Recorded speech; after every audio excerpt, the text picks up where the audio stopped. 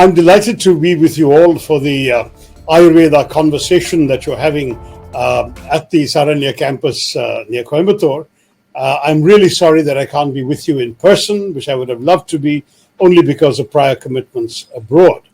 But I do want to begin by reflecting on my old friendship with a close member of my parents' friend circle and my own, Dr. P.R. Krishna Kumar, Managing Director of the Ayurveda Pharmacy in Coimbatore. He was such a great pioneer of Ayurveda who did so much to professionalize this essential science. His great knowledge and insight into India's traditional healthcare systems and practices made it such a pleasure to talk to him about Ayurveda and about and actually to experience the care of the Ayurveda pharmacy on many occasions myself, even when I was visiting from abroad. And as we rightly celebrate the growing popularity of Ayurveda and the recognition this is increasingly garnering on the global stage, I think we have to highlight and remember the contributions of Dr. Krishna Kumar, because as the managing director of the Ayurveda pharmacy, he actually disseminated his Ayurvedic knowledge nationally and internationally. And he, for example, was a major pioneer of an argument that I myself have used in Parliament, that one must do more to scientifically validate Ayurveda in order to ensure that it's integrated properly into modern medicine and recognized as a valid system. He also was very big on ensuring the accessibility of Ayurveda, organizing medical camps, Ayurvedic medical camps in rural areas, Coimbatore and Palakkad. Of course, he won the Padma Shri in 2009 and the Dhanvantri Puraskaram in 2016. And I think he played an important intellectual role in the establishment by the present government of the Ministry of Ayush. And I believe he made a personal contribution to the creation of an Ayush protocol for the maintenance of health and well-being that was then used during the COVID-19 pandemic. And I must say that without sort of compromising on its Vaidya-centered approach, the Ayurveda pharmacy has established itself as a modern, accessible, and significantly large Ayurvedic house in the country. And I do believe that I should not even begin without acknowledging my debt to him for my understanding of the importance of Ayurveda, the importance of standardization and documentation, the importance of echoing his incisive understanding of India's healthcare challenges, and at the same time doing it with a commitment to scientific scrutiny, all of which I think is extremely valuable for all of us. And his premature passing has been such an immense loss to our country, and to me personally, I do feel we're all diminished by his absence. I must say that when I spoke in Parliament in the debate that took place on Ayurveda, I was in many ways channeling the insights and vision of Dr. Krishna Kumarji. Now, one could say that I know Ayurveda not as a practitioner, but as a patient, if you like. I've gone through very many sort of treatments of Ayurveda nowadays, often in Thiruvananthapuram, my constituency, earlier in Coimbatore, in Palakkad, even in Delhi. And I must say that I'm personally convinced of its value, its benefits, and I genuinely enjoy it whenever I can make the time in my crowded life.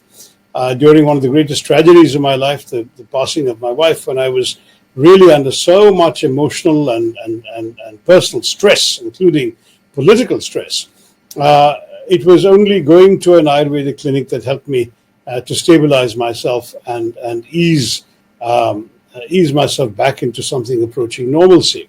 And I must say that there are many things that Ayurveda can do that allopathic and other forms of medicine simply cannot do. And we must understand that each has its place, each has its merits. But Ayurveda, really for me, there's no substitute for it at all. Now, what's interesting is, of course, that it's a different view of human body and human health.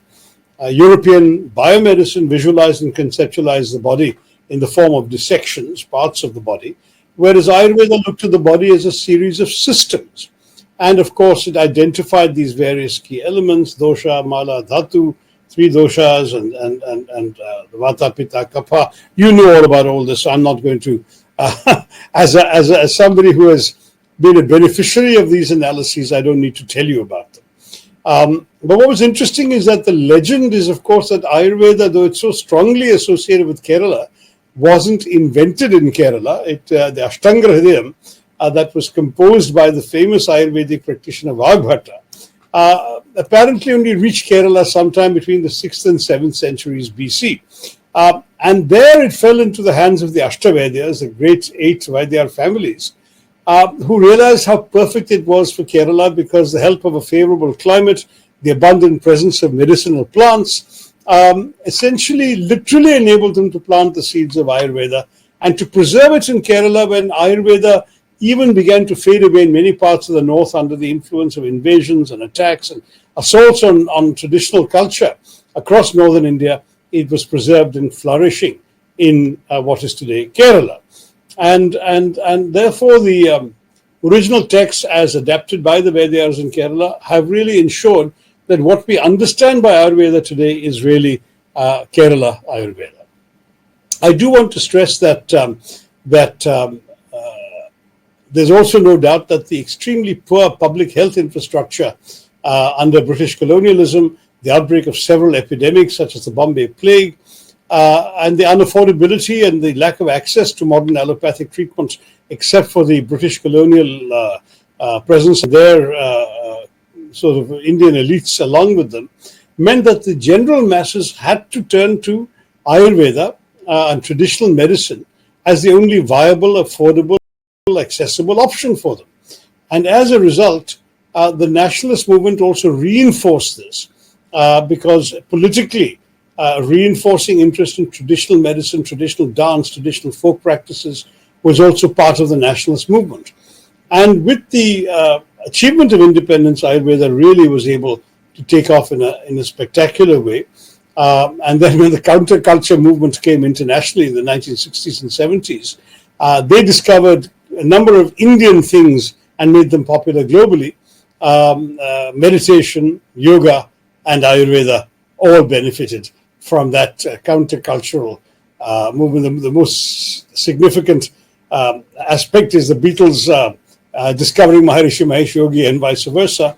But I think you can certainly trace an amazing global interest in all these three, Indian meditation, Indian yoga, and Indian Ayurveda, to that period. And now it's along with Bollywood, I think these three have become an integral part of the cultural legacy that we are exporting abroad. When I was a minister in the foreign ministry, I remember visiting the Latin American country of Colombia and calling upon the president, the head of state of that country. And one of the things he asked me for was, can we have you exporting some Ayurveds to my country, he said. I took that recommendation back. I don't know if it actually happened, but certainly that's the kind of level of interest in a place as far away from India as Colombia. Now, the world is increasingly paying greater attention to the wellness ecosystem. And therefore, we have every interest in ensuring that they turn to Ayurveda as one of their preferred sources of treatment. But for that, it seems to me that we have to heed something that I've been saying for quite some time, inspired in part by Dr. Krishna Kumar, and the great importance of documentation.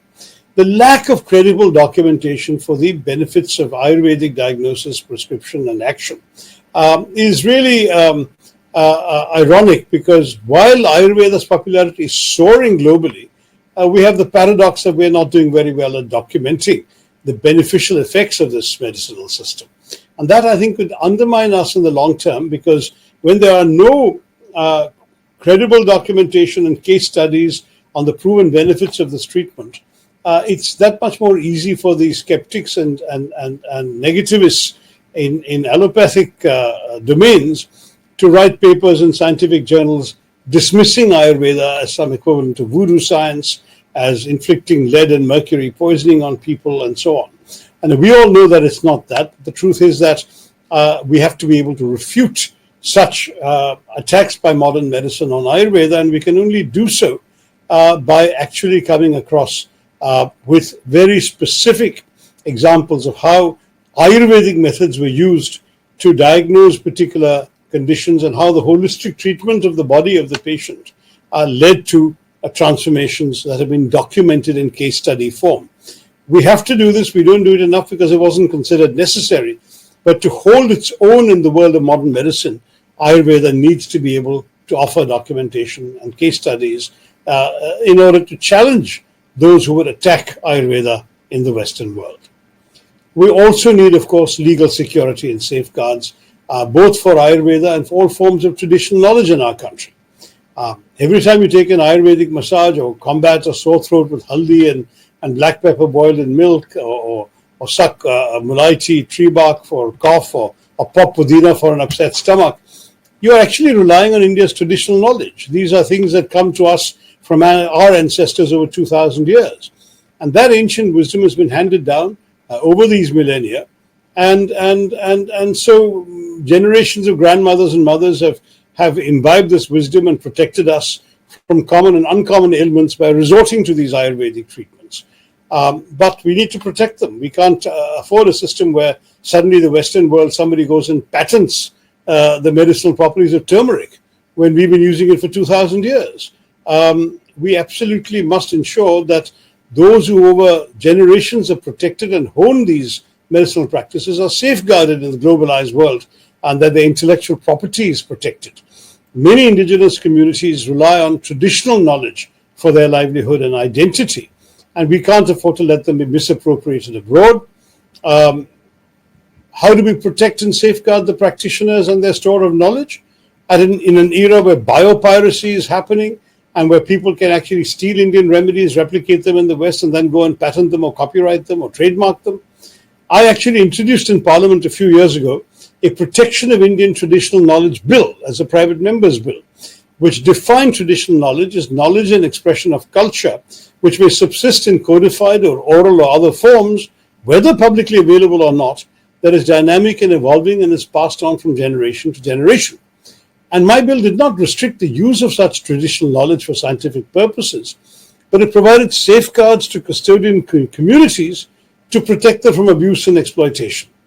Any enrichment, development, or advancement of traditional knowledge has to be within that legal framework to protect the original knowledge and giving its custodians the rights over its evolved versions as well. Researchers, scholars, and skilled professionals who work towards advancing traditional knowledge would, of course, have their contributions recorded and acknowledged, but you can't divest the custodians of their long-standing traditional rights, which should be built up and legitimized by centuries of work. At the same time, while creating a database and managing sort of our traditional knowledge resources through a system that's safeguarded through a framework of laws and so on, we mustn't stop the evolution and development of such knowledge. Nothing is frozen in time. And we must continue to provide incentives for research and development involving actively the Vedyas, the custodians of traditional knowledge, so that we can actually keep improving and not stagnate in the practice of Ayurveda. Now, I'm going to say something controversial, particularly my friend Dr. Kumar, who I know is present at this conference. They will not agree with me on this. He and I had a conversation a couple of decades ago about what he disapproved of as the development of what he calls Ayurveda light. And that is that, you find yourself going to a 5-star hotel and you are enjoying your drinks and your non-vegetarian food and swimming in the pool and having a relaxed time, and you go for an Ayurvedic massage and you think you've had Ayurvedic treatment. He, of course, says that's nonsense. Ayurveda is a total system of medicine. It's meant to treat the body and mind as a whole. It should not be reduced to a superficial treatment, just a massage or some kashayams or whatever. He considers Ayurveda light as an abomination. And he says, you really must have only purest forms of Ayurveda, as I know is practiced by his Vaidyagramam and other similar institutions, including the Ayurveda pharmacy. Now, I would agree with the principle behind that, but I would be slightly controversial and say, let me nonetheless make a case for the rushed international traveler with 24 hours to spare going off and having a day or two in an Ayurvedic resort. I've done that myself when I had no time. I have a couple of Ayurvedic massages, good, healthy Ayurvedic meals prescribed by an Ayurved himself. And I know that in 24 or 48 hours, the treatment is not going to be lasting, will not fundamentally change anything in my constitution or my system.